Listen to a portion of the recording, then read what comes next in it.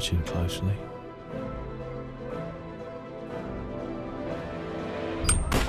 Christopher Nolan is praised for his use of practical effects, building out rotating sets, staging full-on crowds in downtown Manhattan, even demolishing a hospital for just 20 seconds of footage.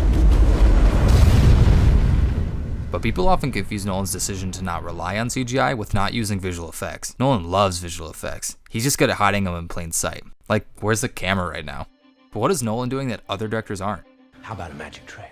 One of Nolan's favorite tricks is compositing. Compositing is about combining different visual elements together into a final, believable image. Anytime you see miniature work, a compositor steps in to take it the extra mile. They do this by adding stock elements like fire and sparks, adding camera shake, and integrating the background. These backgrounds can be fully digital, or they can shoot both scenes exactly the same with a motion control camera. So you can layer this environment shot on location with this miniature shot inside a studio. Nolan famously didn't use any green screen on Interstellar, but VFX artists still have to rotoscope or cut out the footage by hand to layer it together. Here they combine a rotoscope miniature and a digital matte painting together. Compositors are the ones replacing green screens wherever you see them, but Nolan doesn't use green screens, right?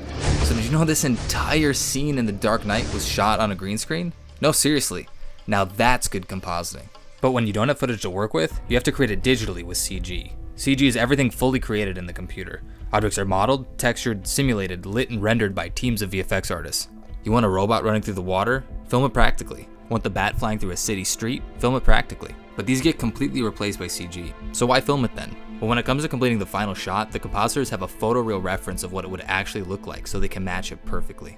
And you'd be surprised how comfortable Nolan is with using CG. But what happens when you need to film a black hole? For Interstellar, he enlisted theoretical physicist Kip Thorne and the team over at Double Negative. They invented new ways of rendering light and gravity to depict these phenomena in ways never done before. But all of these VFX artists work on every summer blockbuster, so why do the visual effects in Nolan's movies look so real? When people praise Nolan's use of practical effects, it all starts with getting something in camera. That's why you'll only see a handful of completely CG shots in his movies, even in Interstellar. Almost every visual effect shot has a plausible camera move and is intercut with handheld shots without visual effects. You can almost imagine the camera operator filming this on set, because they did. It's the difference between this shot and this shot from Lost in Space, one that looks great but has a camera move that could never be achieved in real life. Even in shots that are impossible to film, Nolan tends to have minimal and believable virtual cameras. That takes us to the miniature work on Interstellar. Why do these miniatures look so believable? It seems simple enough. Build the model in real life, set up the camera, and it should feel realistic.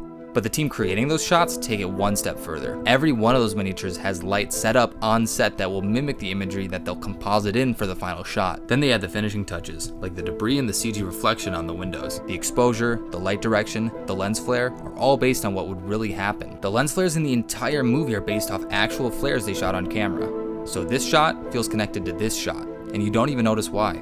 For the stadium explosion in The Dark Knight Rises, they rigged up explosives in the actual stadium just for the shot. And they removed all that work and replaced it digitally, only keeping the actors.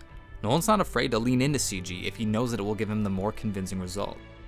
But what happens when Nolan has to rely on CG? Let's take a look at Inception. How do you make a shot like this look believable? Well, first off, the camera is handheld. We also see the actors and part of the real city street to establish the reality. The VFX team had to rig the street so that the road would bend, but the buildings stay the same shape. When it comes to lighting this scene, things get a little tricky. Now with the street bent over, where's the sunlight even coming from? The answer is, it doesn't matter. Having the sunlight poke through here helps ground this shot in reality, even if it wouldn't physically happen. The same goes for the CG crowd walking the streets. They're so small you'd barely notice them. In this entire sequence, CG is blended with plate photography so seamlessly you're not sure where one part starts and the other ends. And even when you're not looking for it, you feel the reality being presented to you. But Nolan's greatest trick is using every method at his disposal, so no single shot stands out. Why do we all believe the hallway scene in Inception? Sure, engineers created the rig so they could really shoot the scene, but we go from a standard shot to the spinning hallway, to wire work with CG debris to sell the illusion, to digital set extensions in the elevator, all within the same setting. It can become even more effective when you use it between shots. A great example is the bat in The Dark Knight Rises. Sure, they shot a huge miniature and drove it through the streets of New York, but how often are they switching between practical and CG? They start off the chase with a practical bat, and just paint out the vehicle that's raising it up, then right into practical explosions and a real car crash. This really helps establish the reality before they start to break it. Now the next time we see the bat, it's fully CG. I mean, how else would you fly it here? Then a CG bat and a CG explosion, perfectly matched to the ones we saw before. Then practical explosions again, and a practical bat composited on top. Now for the aerial shots. Each shot is filmed with real photography in the city. Every camera move comes from helicopter footage and feels like they actually shot it. Now when we see the aerial explosions, they fit right into frame because we've seen so many practical ones already. Nolan even goes from a completely CG bat and explosion right back into a practical one on set. You're not sure where one trick ends and the other one starts, but you know the reality when you see it. That's why Nolan always finishes his VFX sequences with a practical shot. It tricks your mind into thinking everything else before was real. It's why when you flip a truck in downtown Chicago, you start to believe that maybe they did crash this helicopter on the same street. Because Nolan's focus isn't about whether practical is better than CGI. It's about what's the right tool for the job. Shot by shot, scene by scene, story by story.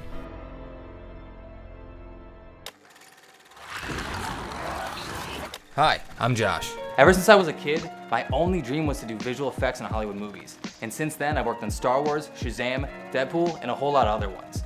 But now I'm working on my next dream of being a director by making a short film based on The Last of Us, and I'm taking you behind the scenes with me. I'll show you the entire behind the scenes process, all the way from writing the script, getting the crew together, storyboards, original concept art, all the way to editing and visual effects. Hit subscribe to watch the journey.